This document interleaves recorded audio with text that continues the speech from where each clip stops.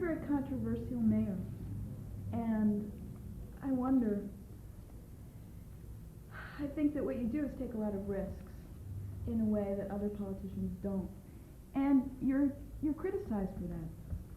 And you're very outspoken, you deal with issues that regular municipal officials don't.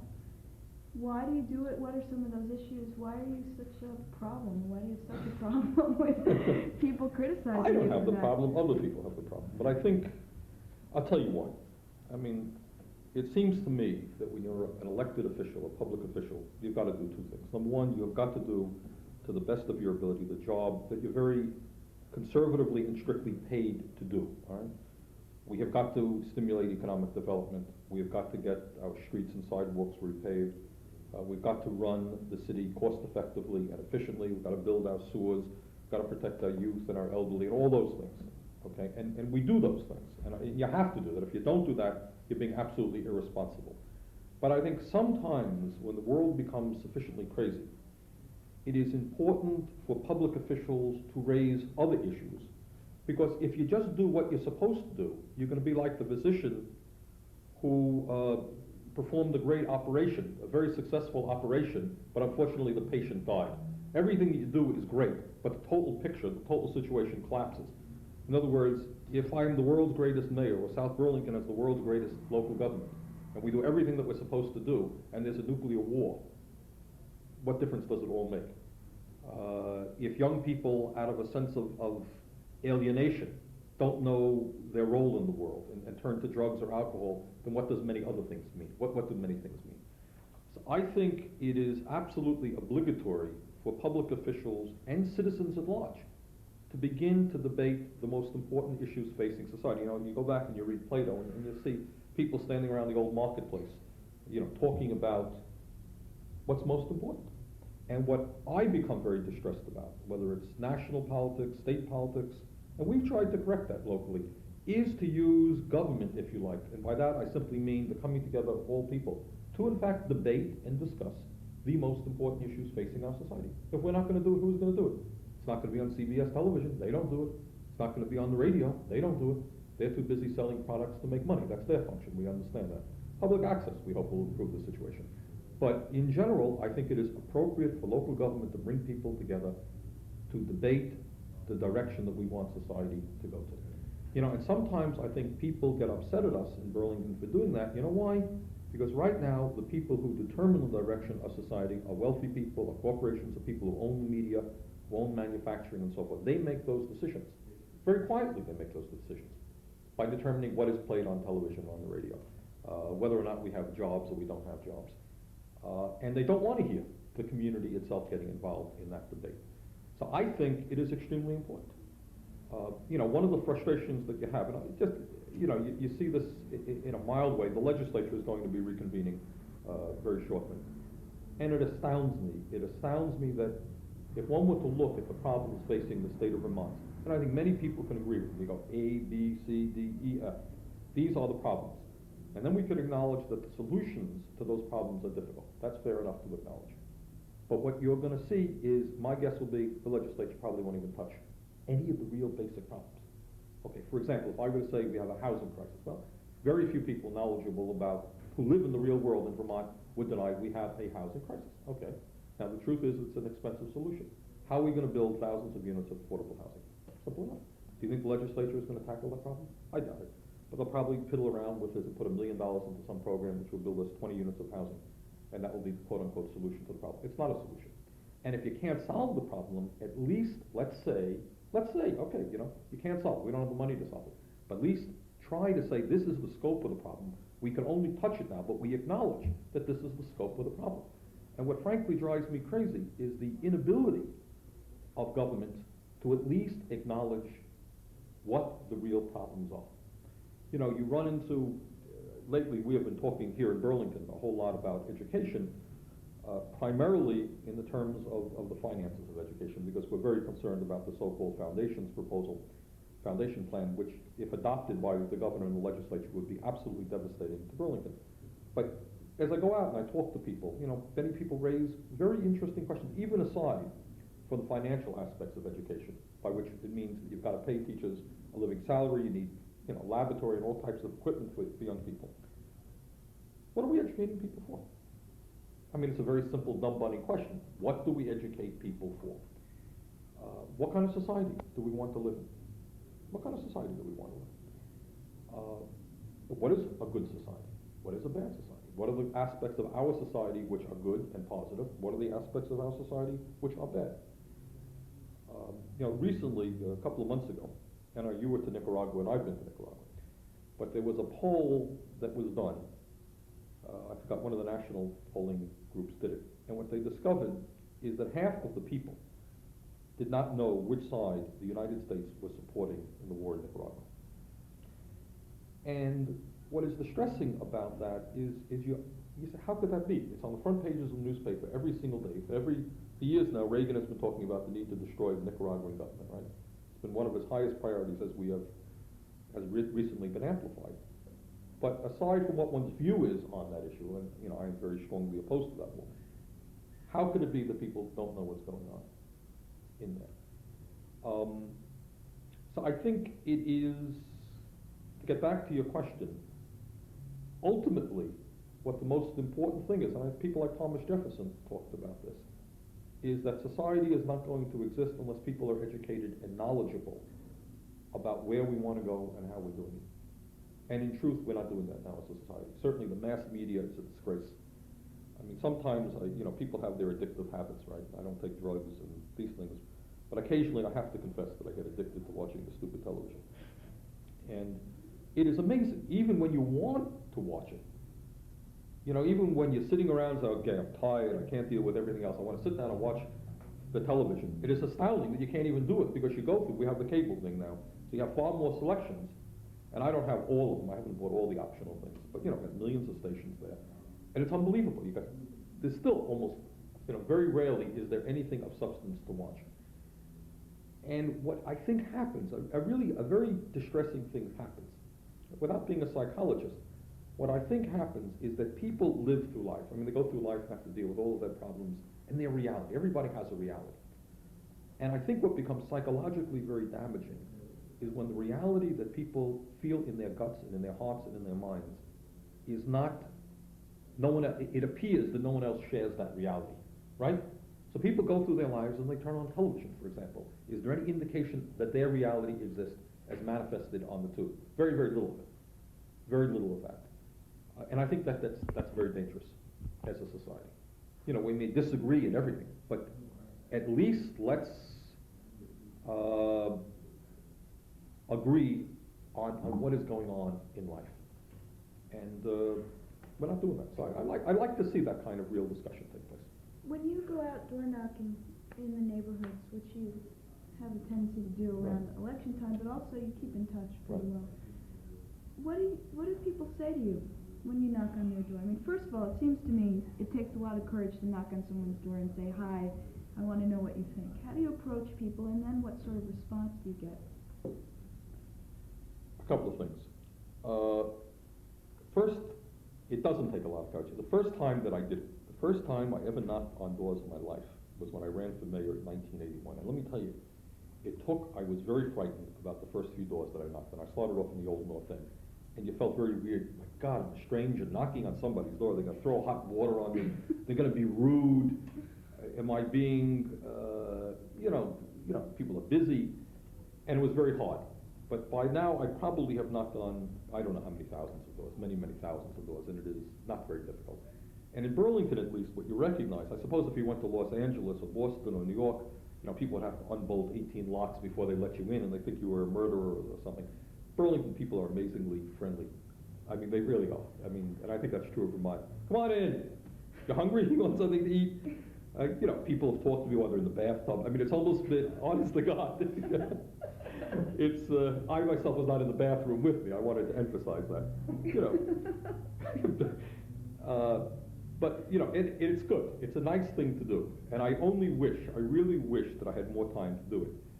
You just don't. I mean, it's if you're spending 15 minutes with one person, you don't have the time to go out and meet more people. You don't want to simply spend 3 seconds with people, so you have to work a balance. What you find, one of the amazing things that you find is, in one sense, the diversity of people. Just the other night, I was out knocking on doors in the South End, and you see older people, and I think one of the things that you see, and why it's always good for a public official to go out, is the reality which sometimes forms here in the mayor's office, or even in the Board of Aldermen, is not real reality. I mean, people who know how to articulate their concerns, often business community people who are have the staff and the expertise to know what they want, their voices are heard. They're heard in the newspaper, they're heard on television. But the average person, the poor person, very rarely has an understanding of how to make their concerns heard. So you go out and you knock on doors. And just the other day, what you see, especially with the elderly, first of all, there are a number of elderly people in our city, and you see the financial difficulties that they're having, and that's very distressing. Reappraisal has been disastrous to them. They're very frightened about higher property taxes. So you look right away and you see the economic reality of life hitting you right in the face.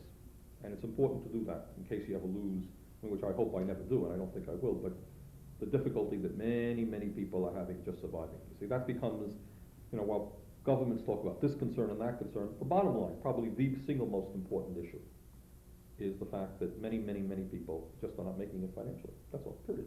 They're having a hard time knowing how to survive week by week. And we forget that reality. Government very often forgets that reality. So it's good to see that. Mm-hmm. And then, then you go to the next house, and then you have a young parent who is concerned about education in the city of Brooklyn, which is not a concern that somebody who's 75 years old has right now, who is on a fixed income and who has already educated his or her kids. And that's an issue. And then you come into people who may have specific concerns, whether it's the parking problem, or traffic flow in the city, or housing. There are dozens of different issues, but one of the amazing things, and they're beautiful things in a sense. There are many different people who have many different concerns, and it's what makes kind of life interesting and exciting. But I think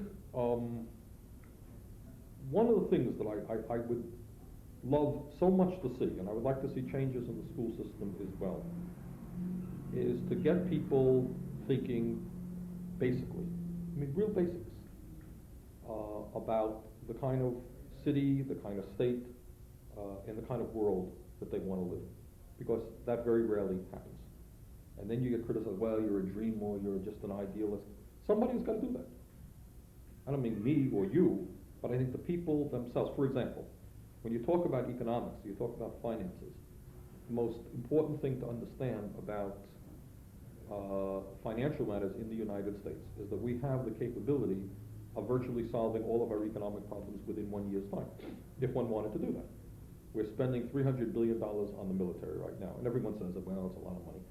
The truth of the matter is probably, if you had a president of the United States who was concerned and wanted world peace, and if you had a leader of the Soviet Union who wanted world peace, and the Soviet Union's economy is being devastated also by military spending. They have many serious problems.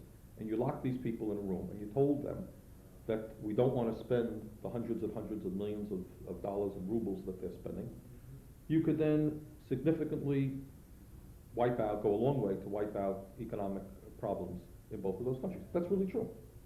That's really true, I believe. Except that you've got a war economy that's funded by that, which is a whole other level. Right, but I think you could deal with it, because I think there are many workers, correctly, who are scared, who are frightened about losing their jobs if they're in the war economy. And what you have got to do is guarantee to those workers, as you could, I believe. It's not simply closing down military plants. It's a question of spending that money in different directions that are desperately needed. So I think you can have a full employment economy, which is not based on war. But there aren't too many. How often does one hear that discussion, really? And how many models of that are there? If we look at Western and Eastern economic systems, don't we find very much sustained by war economies? Absolutely. There's close to $1 trillion being spent at a time when so many people are literally starving to death at any given day. So how do we, is the solution to untangling this incredible symbiosis locking the two main world leaders in a room, or? Well, I think that's a start. I think you can go further than that. Obviously, you're going to have to, and I'm not saying that it's easy and that it happens overnight. But the main point that I'm making is here is an issue, all of them, we're concerned in our own city. We have environmental problems in terms of our sewers that we want to be able to correct. It costs us millions and millions of dollars. We don't have the money to do that. We know that there are people who are in desperate need of improved health care and who can't afford it. We know that there are thousands of kids in Vermont who would like to go to college who can't afford that. I mean, we can tick off the financial needs that exist. Housing, my God, we need to build millions of units of housing. There are cities in America, not in Vermont, I should point out, but there are cities throughout America that are literally falling apart. Hundreds of thousands of people living out on the streets. There is tremendous need for spending in those directions. And yet we don't have the money available because we're propping up war economies all over the world. Not to mention that if you keep spending more and more money, as I think everybody realizes, you're eventually going to have a nuclear war. Where is that issue? Where is the understanding that you've got to change that and change that quickly? Who's debating that issue? Vermont State Legislature? No. United States Congress? Well, maybe a few people, but not more than a few people. But again, it just seems to me that when we get so bogged down on this detail and this detail, which you have to do, we are losing sight of what in fact are the most important things. I mean, use something else that I often get back to is the whole phenomenon of television. Television has extraordinary importance. Everybody understands that. Who is sitting around and saying, my God, here you have a technology which affects the lives of the entire country. Everybody watches television. The average American spends 40 hours a week on television. How come all you get on television, or 90% of what you get, is garbage? Who is sitting around saying that how can we use television to educate, entertain, improve communications, make a better society? Is that an issue that the Congress will be talking about? I don't think so. I don't think it will be mentioned. And yet anyone with any sense at all understands the tremendous impact of television. Is all the television should be used for, as it presently is the case, is to sell products? Well, do you think that the people that you talk to, the one-on-one encounters that you have, you're talking to people who have very specific concerns, who may not be trained to be articulate as the business community or the intelligentsia is, but they can articulate what their concerns are. Do you think that they're cynical about television? I would say, I don't know the answer to that. I think I've only had one experience in that area, and that was many, many years ago with Vermont Educational Television, actually. And what we found in that process is that people were really very interested in what was appearing on television. Some had strong feelings one way or the other. My guess would be, for example, well, what we also learned, I mean, I can tell you in dealing with cable TV, whether it's the French-speaking station, there was a great deal of concern about that, or the nature of programming. You know, we would like this station rather than that station. Yeah, I would say that there is a lot of concern. People spend a lot of time in front of the tube, and what they watch is, I think, important to people. And I would be willing to bet that if the Vermont State Legislature dealt with something like the quality of television, I think you would stimulate tremendous interest. We know there are many groups that are concerned about the violence that's on television, the impact that has on kids, or sexism, or racism, or so forth. But if the government itself was willing to say that, we think that, the quality of television in terms of public health, if you like. All right, what we say in Burlington and in Vermont, you're not allowed to, dump garbage into the lakes. All right, we've said that that's important for health. And again, it's a tricky issue because I happen to believe very strongly in the right of freedom of expression. Presumably there's somebody outside there watching this program right now saying, this is garbage, get this program off the air. Who wants to hear this guy? But what I think is, if one studies, as has been studied, the impact of television on people's lives, it's enormous. And there's very little real discussion about that. Who's going to discuss it? Well, the question is, how do you raise the issue? Where's the responsibility to do so? And it seems to me that citizens are as responsible as government officials to raise the issue. Right. And so what happens is not so much that we place the burden of proof on the government to raise the issue, but to either maybe create an incentive for the dialogue or be listening carefully so that when community organization happens, you're exactly right. We've and got a discussion. But one of the problems, and the major problem, political problem that I see, is that for a wide variety of reasons, many, many people feel helpless about the process. So that if you go to people and you say, well, what do you think about the quality of television? You think it's good? I think you'll have large numbers of people saying, no, I really think it's a disgrace. I can't let my kids watch it, da-da-da-da. And then if you say, well, what do you intend to do about it? Well, what can I do about it? I'm just an ordinary citizen, you know? And I think it's no different than the frustration one feels about, you know, whether it's the destruction of Nicaragua or the spending of money on nuclear weapons or the total, in my view, total absurd priorities that exist. On the national level, I think there is a helplessness. There is nothing, frankly, that would make my job easier than a population in Burlington or Vermont that stood up and demanded improvements in the quality of their life. Because we consider ourselves here in Burlington to be a progressive government that's trying to fight for people.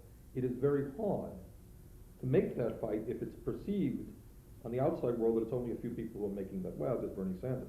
Well, there's Bernie Sanders and 10,000 people who would make a difference. For example, during even the last campaign for governor, what you realize is when farmers in the state of Vermont began to stand up and start dumping their milk, my God, didn't the state legislature and the governor make some rapid changes? We no longer have the same commissioner of agriculture.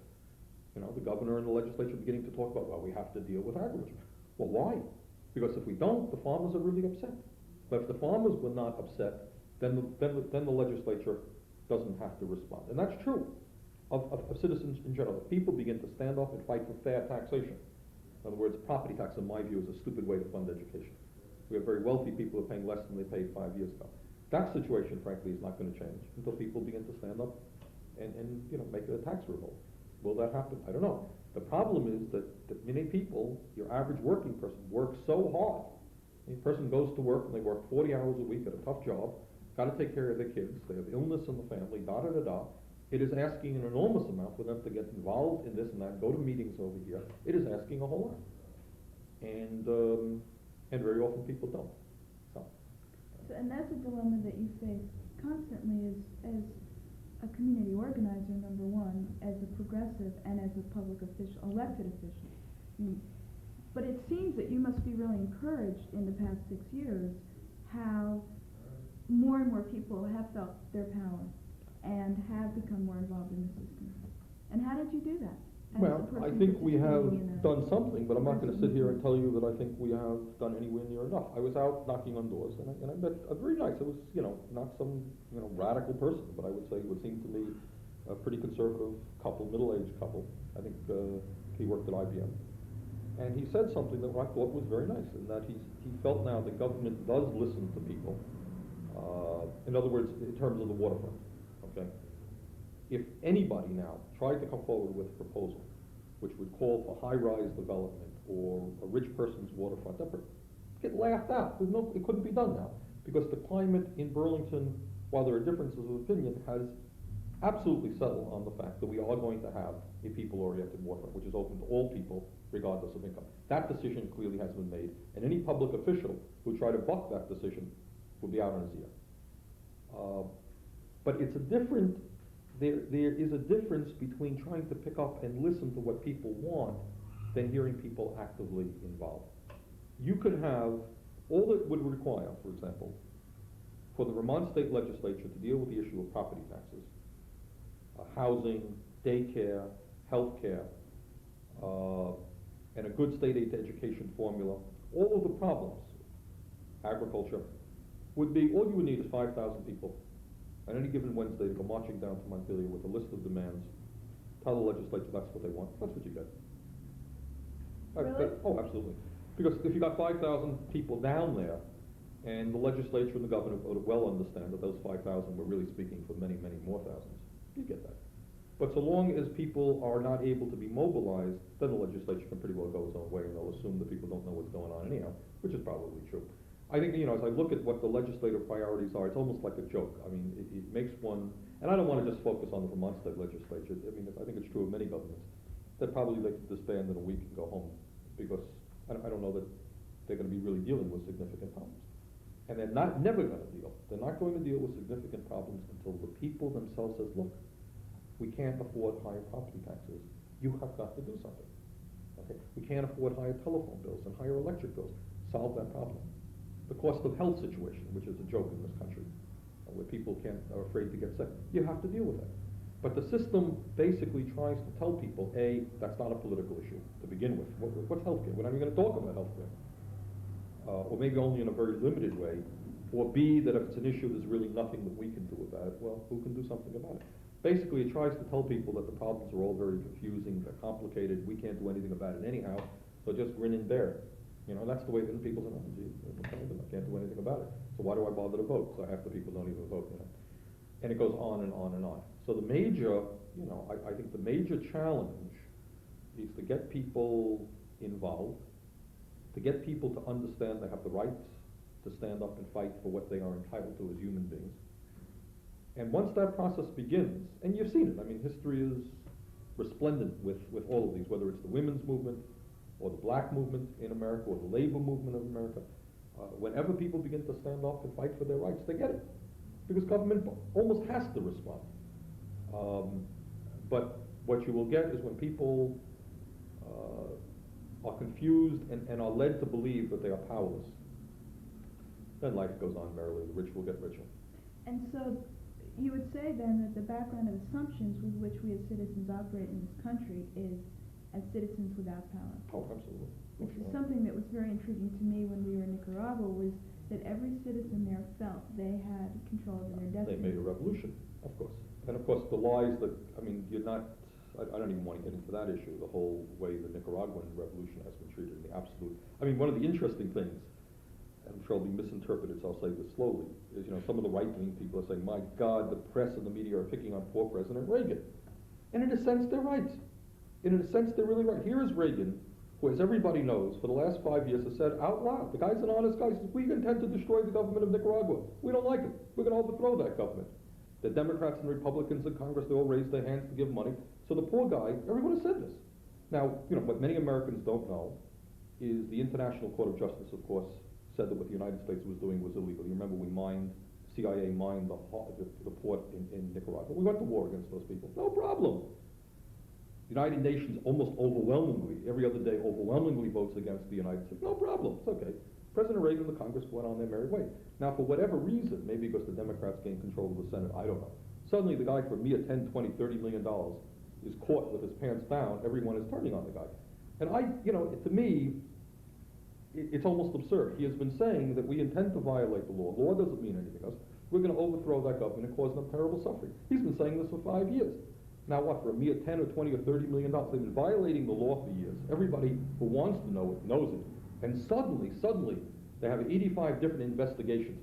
And what really gets me, this is interesting, in the midst of all of these investigations about how the Iranian money ended up going, you know, this weapons deal ended up going to Nicaragua, I haven't yet heard that the Congress is willing to even debate, once again, the moral issue of whether the United States has the right to overthrow the government.